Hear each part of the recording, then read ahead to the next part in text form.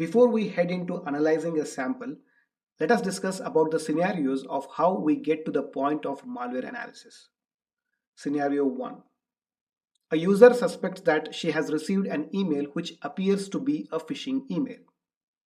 The user has reported this email as phishing and it has reached the common mailbox used by SOC team to capture all phishing emails.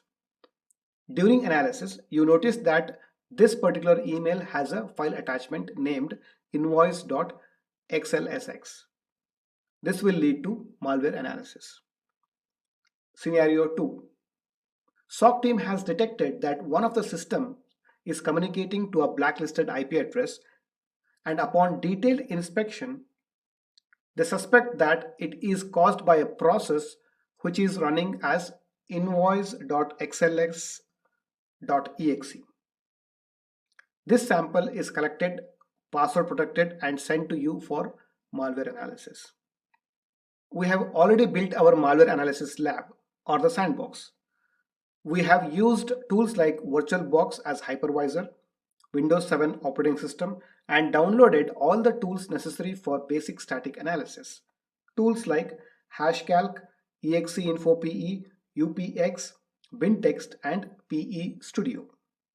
Now let's put these tools into action. As a best practice, we should always collect the sample as a password protected zip. In the previous demo, I have already downloaded the sample onto the sandbox. I will double check that there is no internet connectivity by running ipconfig. If you recall, we have actually disabled the network interface. I will now extract the sample. The password most of the people use to compress a malware file is infected. I will enter the password to extract the sample. And here we see the invoice.xlsx file as we discussed in scenario number 1 and 2. For a common user, it looks to be a simple spreadsheet file.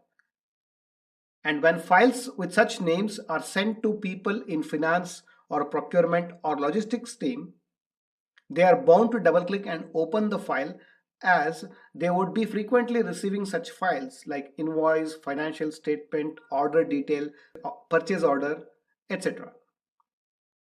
Because we are doing a static analysis, we have to work through this file without running it. So, first, I will tell the operating system to show the extension of files. Immediately, we notice that it is not an XLS file but an exe file. And if I change the folder view to details, we get to know it is an application, which is obviously an executable and definitely not a spreadsheet. This file already is showing the signs of a malware. But let's proceed further and get the file hash of this malware. We will use the Hashcalc tool that we have already installed. I have enabled MD5 SHA-1 SHA-256 algorithm. We just need to drag and drop the sample onto the tool and instantly we have the hash values for each algorithm. Let's take this hash and check in VirusTotal. Remember, we do not have internet in the sandbox, so I have to use my host machine to do so. Let's visit virustotal.com. Now I'll paste the MD5 hash of the sample in the text box here. VirusScan will tell us if this is a known malicious file and also tell us how many vendors can detect this file as malware. In this case, it is 58 out of 72 scanners detect this as malware. Looking at the result, the file is obviously a malware file. However, let's head back to our sandbox and continue working on the file.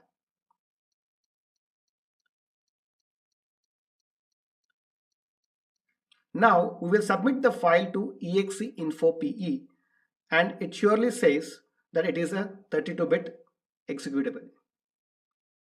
And it also provides some additional details like the sample is packed with UPX, and down here it gives us the unpacking instructions. Now let us use UPX to unpack it. Before that, I want you to take a note of the file size here. Right now it is 43 KB. Now I will move to the directory where UPX file is stored and launch a command line tool by typing cmd in the address bar. This will take me directly to the folder where I run the command. As instructed by exeinfo.pe tool, to unpack the file, we need to use the command upx.exe-d and supply the file name.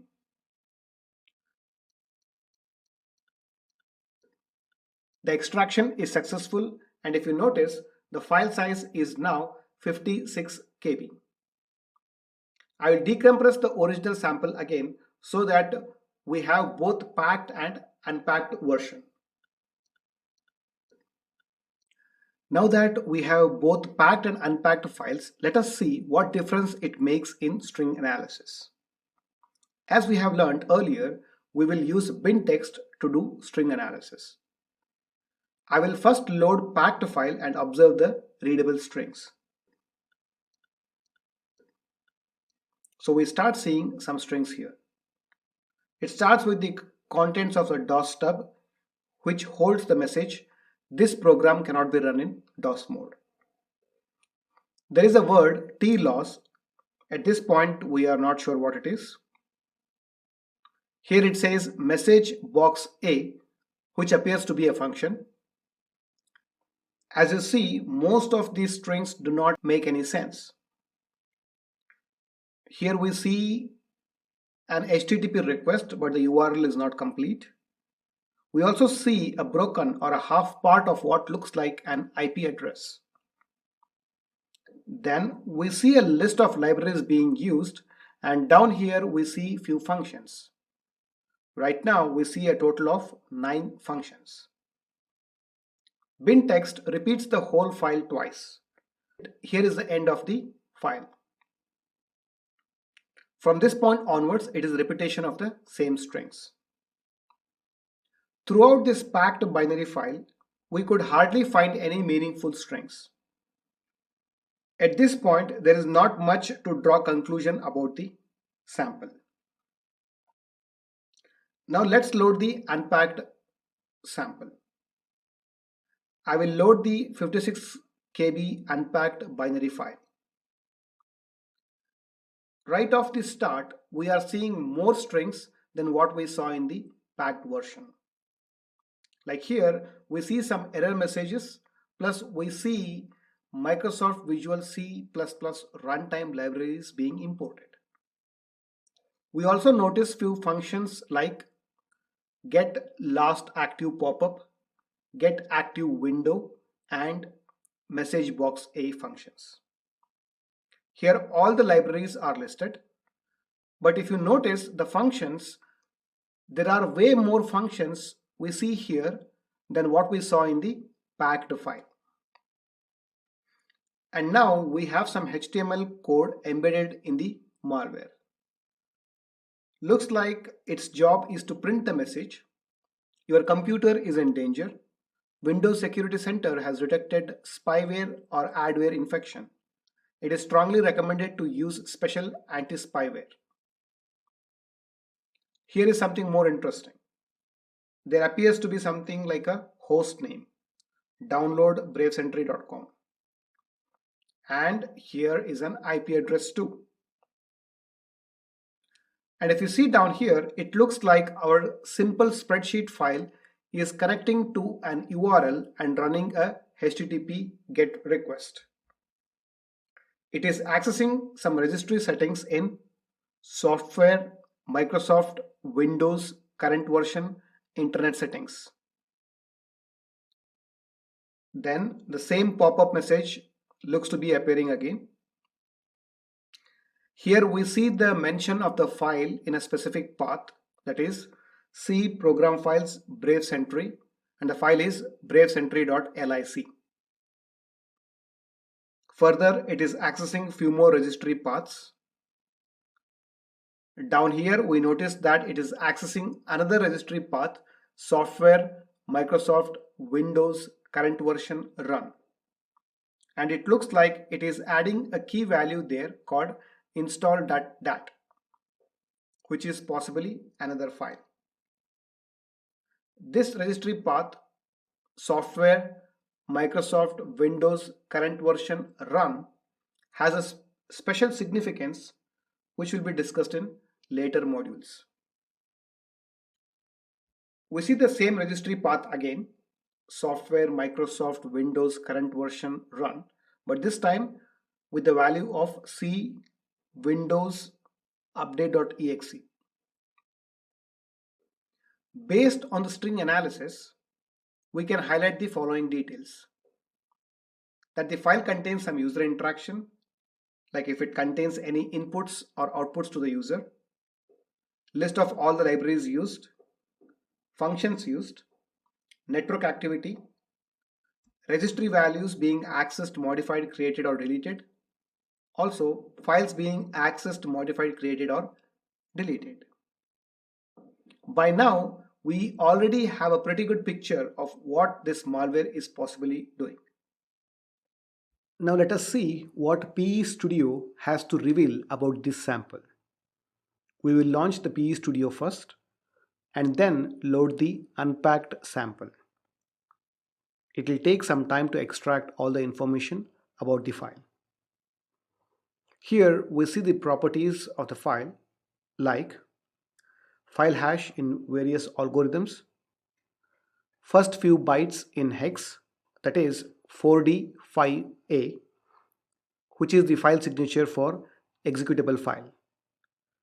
The same is again confirmed in first few bytes in ASCII. If it is MZ, it is an executable. It also gives the overall file size. Since we have loaded the unpacked version, it is 57,344 bytes.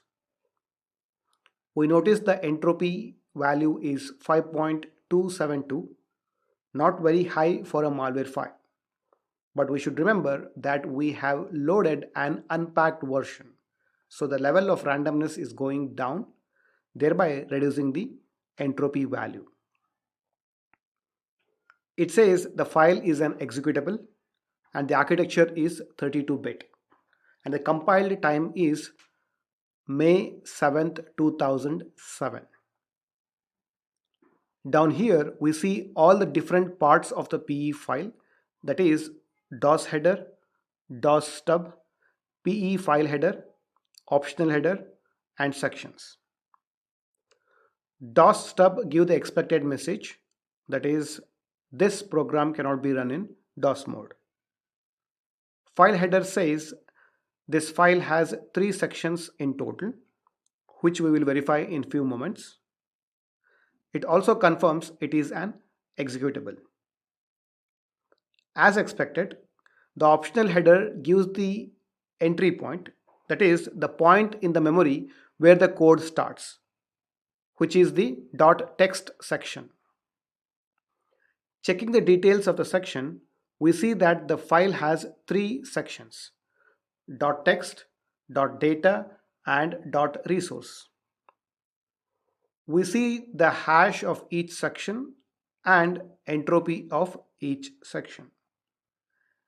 If you notice the permission on the .text section, it has write permission, which is a telltale sign of a malware. That is, it is a self-modifying executable.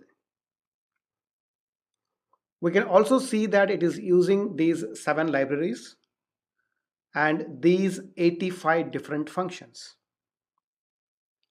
Let's take a look at resource section. There are 3 resources to support this file.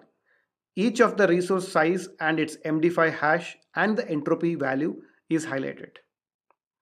Also, we notice that the dialog appears to be in Russian. Finally, we see all the strings here, the same information what we got from bin text. We will add all these details to our malware report. The report is attached in the resource section of this lesson. By now, we have a fair idea about this sample, and by various static analysis method, it is confirmed that it is a malware file. We can further confirm the same during the dynamic analysis of the sample.